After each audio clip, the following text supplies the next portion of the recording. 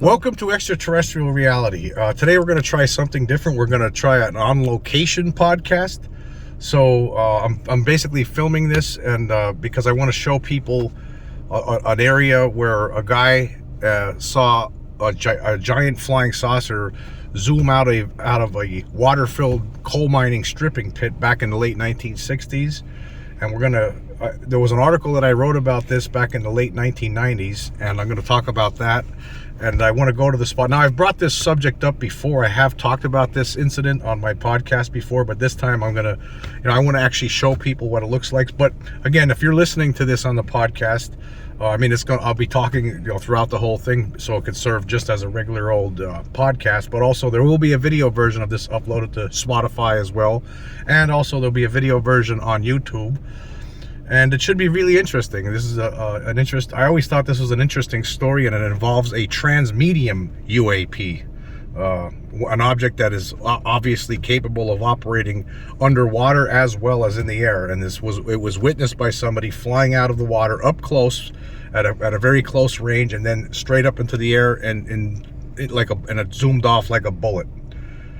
Anyway, I guess we'll get started. We're going to get on our way here and drive to the spot where this happened back in, it was either 1968 or 1969, March of 1968 or 1969. So it should be really interesting. Okay, just to be clear about what these stripping pit holes are. Now, in days of old, they would, coal mining operations would dig giant pits for coal and then basically abandon them, and then over time they would get filled with water. And here in this location we're heading to now, there's three different stripping pits, and they were dubbed the B-Hole, the A-Hole, and the C-Hole. And basically the incident that I'm talking about, of course, happened at the location of the B-Hole. Right now we're making a trek to the location of the B-Hole.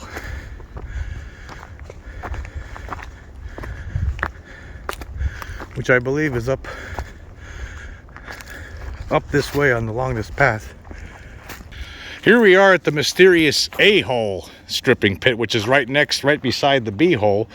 Now, I don't have any reports of any saucers flying out of this water, but hey, you never know. You never know. There's the A-Hole right there. You turn around, point east, and there's the B-Hole through the trees. Now there's a C-Hole, but that's on the other side of the A-Hole. But we're not going there today. We're concentrating on this, the B-Hole.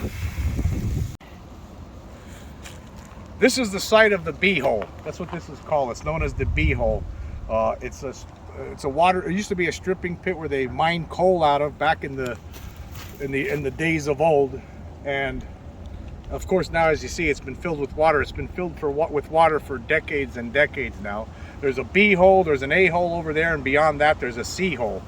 But anyway, back in the late 1960s, there was a guy named Leonard Ulozis who was a maintenance worker for a company called Girardville Estates, which owned this property at the time. And he would come over here to make sure there was nobody dumping garbage illegally. And he was with his buddy and his dog. He had a dog named, it was an Airedale named Bumsy. And it's very windy out here today, so I'll get closer to the camera to make sure that this audio is captured. But he was walking through this area, and it was after a heavy snow in March of either 1968 or 1969, and he saw a flying saucer rise out of this. But before that happened, the whole thing was covered with ice. This whole body of water was covered with ice. And he noticed when he walked down here, his dog didn't want to walk any further. He didn't want to get close to this area. The dog was scared, and usually that dog was scared of nothing, according to Ulozis. But when he got down here, he noticed there was a big hole cut in the ice. It was either 60 or 70 feet in diameter, he said. And he was wondering, what the heck's going on here? He couldn't understand it. And next thing he knows, the giant saucer just came out of the hole and went straight up in the sky and disappeared. And his buddy was walking over here with him at the time, and he was about 500 feet away, and he saw it too. And they both decided at the time that they would never talk about it publicly, because they figured everybody would think they were crazy. I mean, you got to think about the time when this happened. This was in You know, in 1966, if you remember, there was the UFO sightings in Michigan, the famous, where the government came along and said it was only swamp gas that people were seeing, and a lot of people got mad about that because that's not what they saw. There was a guy in Dexter, Michigan. Him and his son saw a flying saucer flying near, hovering near his house over this marsh, and his name was Frank Manners, and he reported this to the Project Blue Book. And also the very next night there was some undergraduate women at a nearby college, Hillsdale College, and they all saw through a window. They're all looking out a window and they saw a flying saucer. So this became a big sighting. There was a lot of witnesses to this flying saucer at the time. So they sent in Project Blue Book, and particularly the scientific consultant, J. Allen Hynek. He showed up and he came up with the excuse that it was swamp gas, and a lot of people got really mad about this. So of course the Air Force then conducted an investigation and decided to conduct an investigation, and that became known as the Condon Committee out of the University of Colorado. The University of Colorado accepted funds from the Air Force to study UFOs, and then by 1968 they came out with a report that basically debunked it, even though a lot of people, a lot of the scientists that were part of that investigation thought that there was more than enough data that deserved to be investigated. But the guy who was in charge of it, Edward Condon, an astronomer with the University of Colorado, stated that he didn't think there was anything there to look at with UFOs. Basically, this whole thing was just an excuse for the Air Force to get out of Project Blue Book. Project Blue Book was something that existed since 1952, and they were sick of investigating civilian reports about UFOs, and they wanted to get out of that. So that was an excuse, and Condon played along with them, and that's what happened. And then by 1969, after the report came out in '68, the Air Force closed Project Blue Book and stopped investigating UFOs, at least publicly. So, but the thing, if you remember at the time in 1966, now of course I wasn't alive yet, but I've read the reports. I've seen old newsreels and news reports that were on CBS News. This Frank Manners, who reported to Project Blue Book, the guy who was told what he really saw was only swamp gas. A lot of people who would show up at his house, throw beer bottles at his car. He was basically ridiculed. So you have to understand the mindset of somebody in the late 1960s, like Leonard Ulozis, who would see a flying saucer coming out of a body of water like this, a frozen body of water no less, and then take off. Now, if he would have just told somebody about that, he would have been ridiculed too. But in 1997, when I was talking to this guy, when he revealed that story to me, he said that he didn't care anymore. Like, well, at first he was reluctant. Well, this is how the story went down. Actually, right here, we're just east. Where this location is. It's just east of a little town called Girardville, Pennsylvania, where this B-Hole is. And in 1997, during the 50th anniversary of Roswell, I was working at a newspaper called the Pottsville Republican, and I was putting an article together about the Roswell crash, as well as there was the very first UFO sighting in this county, Schuylkill County. So I was putting an article together about that, and I happened to be in a bar room. It's one afternoon, you know, as a young man hanging out in the bar room, playing darts, drinking beer, and I used to talk to this guy Lenny.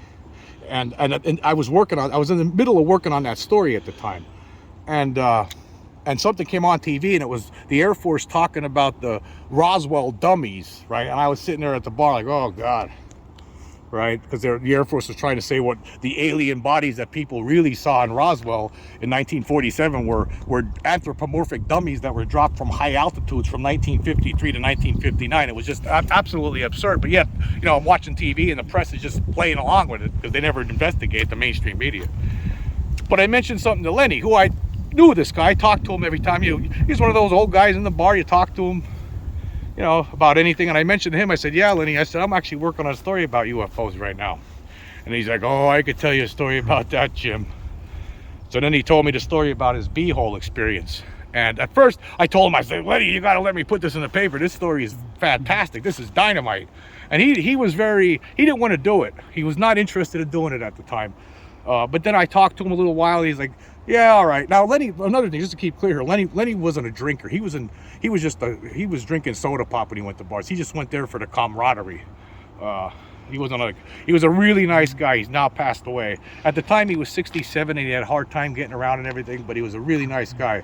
So I ended up writing the story about this, and I'm gonna pull that. I actually have a copy of this article, and I'm gonna read through it right here. I'll tell you what, this is what the story is that I wrote at the time. This was the headline: after 3 decades of silence, Girardville's story emerges.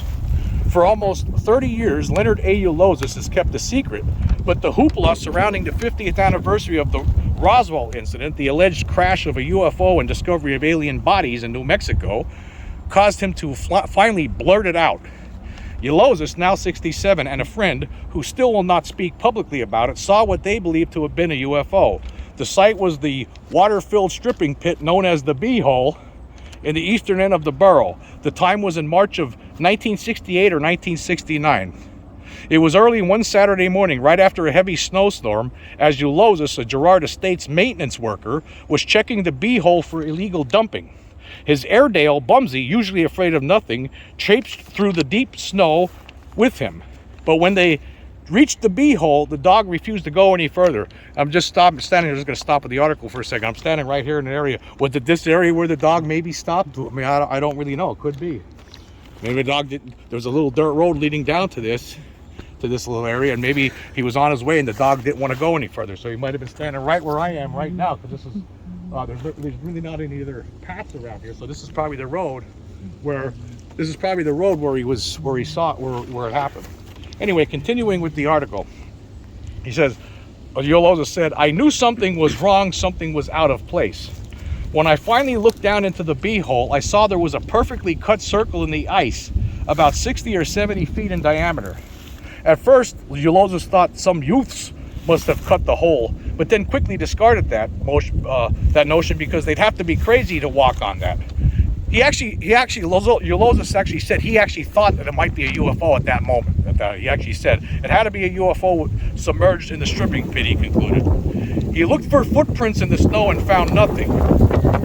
Getting windy here, folks. So I'm going to pause here until this wind passes by here. I don't know how that's going to pick up the audio. I'll get a little closer to the video device. He looked for footprints in the snow but found nothing. Then he heard a noise. When he looked into the pit, the object was already in the air, up in the sky, and then gone in a flash. Ulozis' friend, who was about 500 feet away from him, claimed to see the disc shoot out of the hole and disappear like a bullet straight up. When Ulozis met up with his friend, they decided to keep what they had seen to themselves. Everyone would think they were crazy, they surmised. What Ulozis saw must have been from another world, he said, and he is only breaking his silence now because he's gotten to a point in life where he doesn't care if anyone believes him or not. People can take it or leave it, he said. So that's the story of the B-Hole UFO, which I always found very fascinating. Again, you know, you think about what we're talking about today, like you have the government now recently changed the UAP meaning to unidentified anomalous objects, from unidentified aerial objects. Now it's unidentified anomalous objects, and that is to include not just flying objects, unidentified flying objects, but also unidentified submersible objects and unidentified transmedium objects. Transmedium objects meaning that they could operate objects that are obviously strange objects that could operate underwater and in the sky. And that's obviously what Ulozis saw that day back in 68 or 69, was a transmedium object. And this is where it came from. It was hiding in this thing for whatever reason. I mean, who knows? We can only speculate on what these objects are doing or what it was doing in that pit that day. You have to wonder how it got in there. Now, he said when he came down here, this whole thing was covered with ice. And you can see this is a pretty big area. It'd be a scare. I wouldn't want, if it was even in the middle of the winter, I mean, this is deep, they're dangerous, you can drown in this. I know a lot of people, I took some images earlier of the A-hole, which is nearby, which is deeper. Over the years, a lot of people have drowned in that. And so this is dangerous. So you'd have to be crazy to walk on this in the middle of the winter, and you know, to cut a perfectly round circle in the ice. So, you know, he dismissed that idea because nobody would do that. So you have to wonder, what was it doing? What was it doing there? How did it get through the ice? Like, did it melt the ice when it came down on it? I mean, how does that work? We don't know. It's all speculation. But here is the site where an amazing UFO sighting happened back in 1968 or 1969 that a lot of people probably don't know about.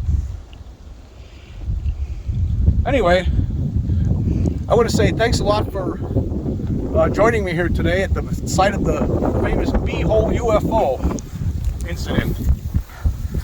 Until next time.